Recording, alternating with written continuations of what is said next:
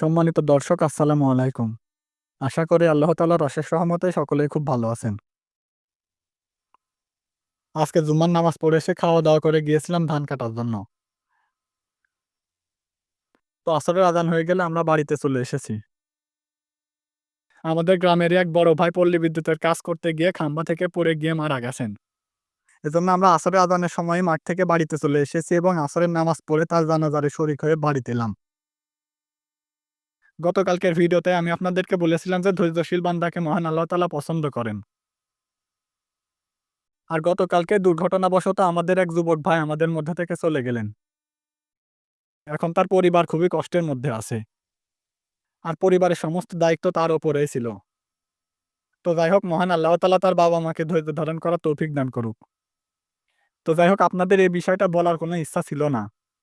কিন্তু এ কারণে বললাম যে ধৈর্য ধারণ কিন্তু সকল ক্ষেত্রেই করতে হয়। শুধুমাত্র যে খামার সেক্টরে এসে সেটা কিন্তু না।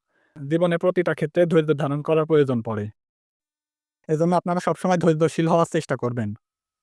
তো যাই হোক অযথা বকবক করে আর ভিডিওটিকে বড় করে আপনাদের সময় নষ্ট করব না। আর গতকালকে ছবি দিয়ে আপনাদেরকে বলেছিলাম যে আমাকে যদি কেউ সঠিকভাবে চিনে শনাক্ত করতে পারেন, তাহলে আজকের ভিডিওতে আমি আপনাদের উদ্দেশ্যে ফেস রিভিল করব। তো এজন্যই আজকের ভিডিওতে আমি আমার ফেসটা দেখিয়ে দিলাম। আর আপনাদের সকলের সুস্বাস্থ্য কামনা করে ভিডিওটিকে এখানেই শেষ করে দিলাম। সকলে খুব ভালো থাকবেন, সুস্থ থাকবেন। আসসালামু আলাইকুম।